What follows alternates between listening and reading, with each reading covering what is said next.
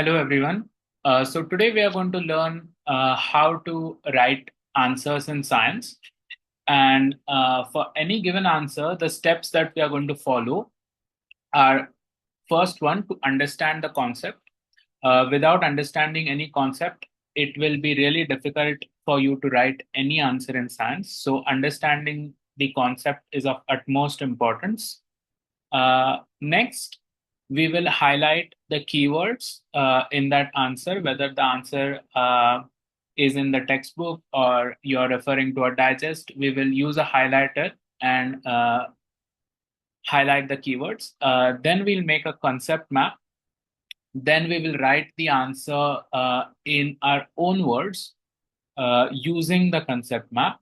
And then we will underline the keywords in our answer um, so that the examiner can easily spot the keywords in our answer. So we'll take a few examples and then you will understand these steps clearly.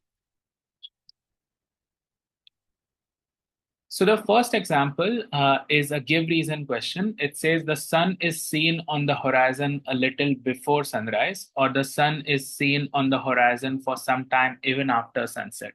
So this is the answer given in the digest. And what I've first done is I have highlighted certain keywords using my highlighter. And I'm going to try to understand the concept of this particular answer. So what happens is this is Earth and this is an observer. Let's say I'm standing over here, and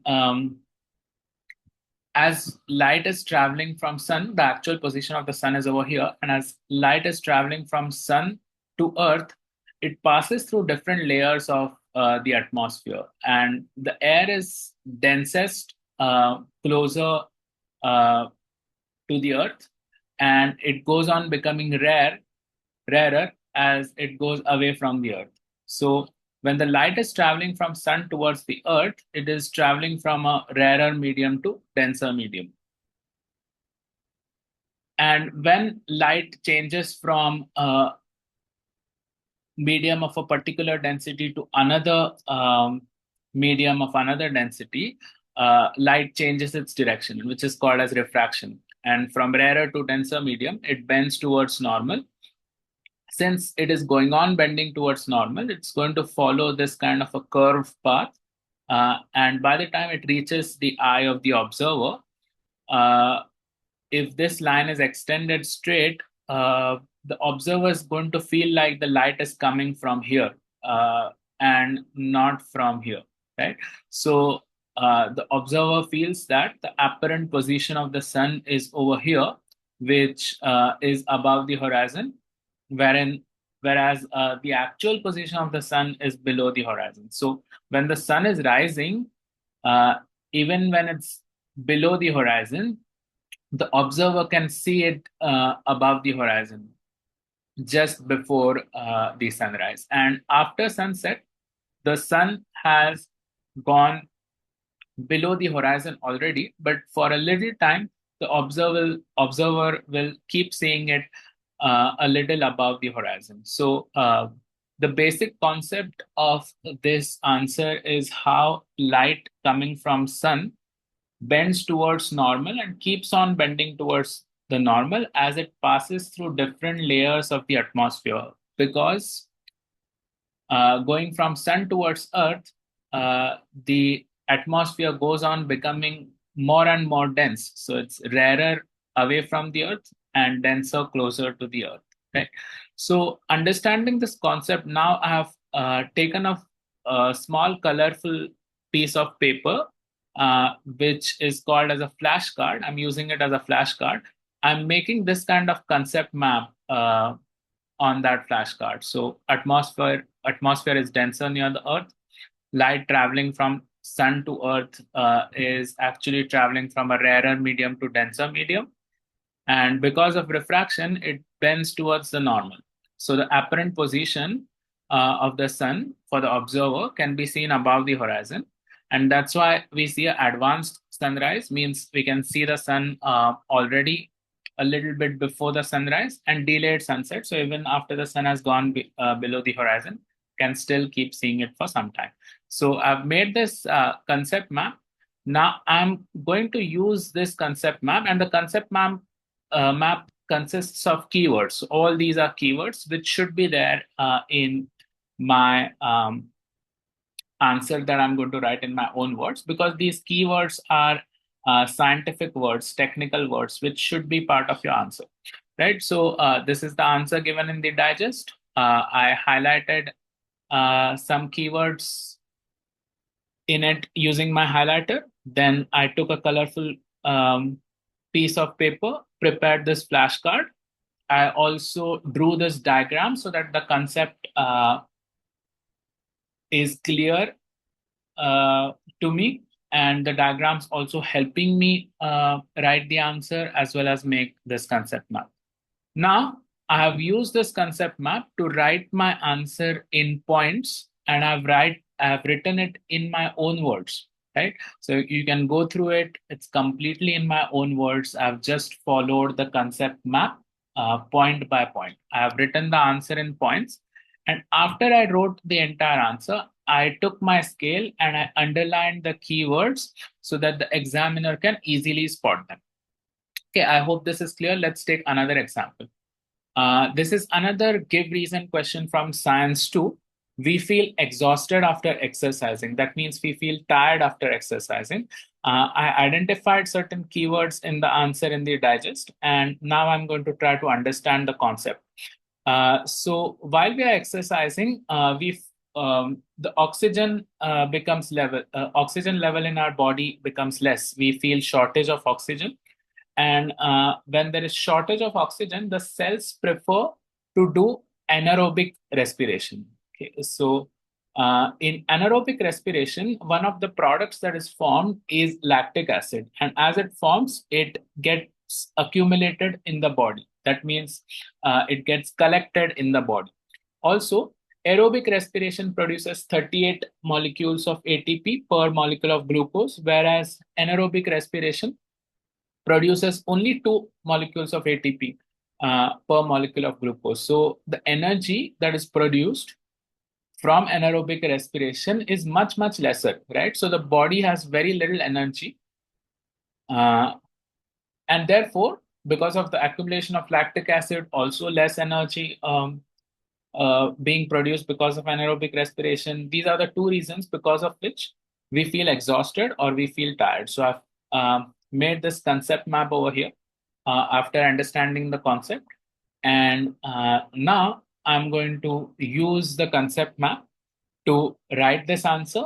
After I wrote the answer, I underlined the keywords. You can slowly pause the video and take a look at this answer and refer to the concept map which was there earlier.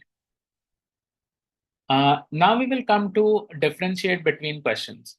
So this is a question from animal classification where we are supposed to differentiate between non-chordates and chordates. Okay?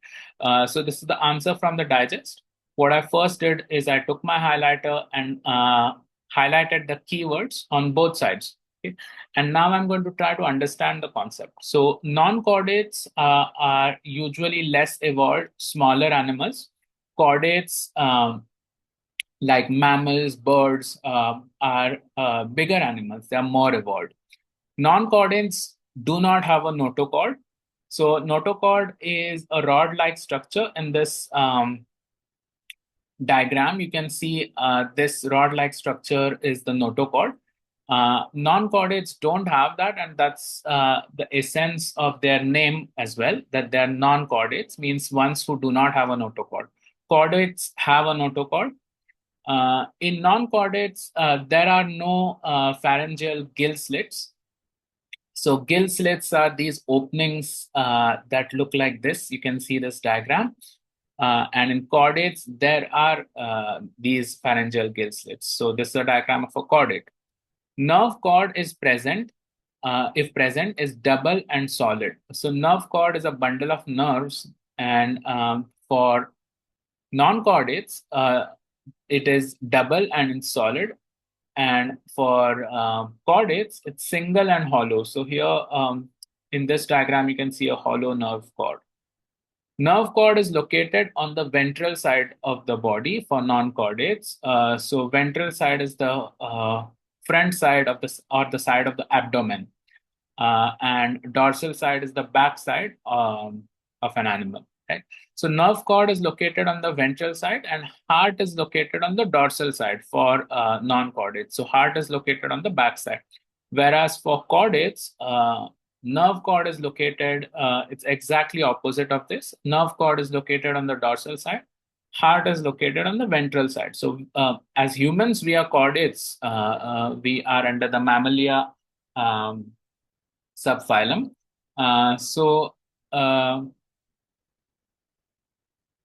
For humans, our heart is present on the front side, as we know, ventral side. So this is a way we can remember these points as well.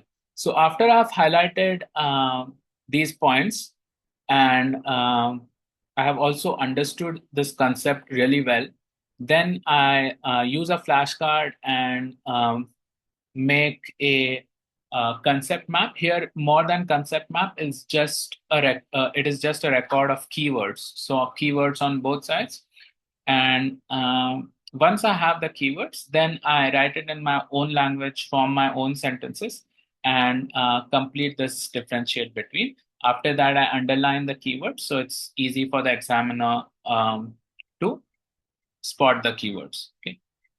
We'll take one last example. This is a short note question from Science 2. Write a short note on sacred groves. So sacred grove is a green patch of land which is conserved or protected by local people in the name of God. So I first highlighted all the keywords using my highlighter, and now I'm going to try to understand this concept, and simultaneously I'm going to make a concept map. So sacred grove is a forest that is protected in the name of God. Therefore, it's called sacred. Sacred means holy, right? It's not under the control of government, so government doesn't protect it. There are no laws for its protection, but instead it's protected by the local people or tribal people or whoever lives in that locality have decided that let's come together and protect this forest. And there is a belief that God stays in the forest. That's what makes people respect that forest. So this belief is important, and therefore it's called in the local language. It's called Dev Rai. Rai means forest, and Dev means God. So like a God forest. Since people believe that God stays in the forest and it's considered sacred, there is no tree cutting that happens. So people protect it. There's no tree cutting. There is no hunting of animals. And 13,000 such sacred groves are found on the Western Ghats in India. So I made this concept map after really understanding the concept. Once I have this concept map ready, I'm going to use it to write this answer in points in my own words.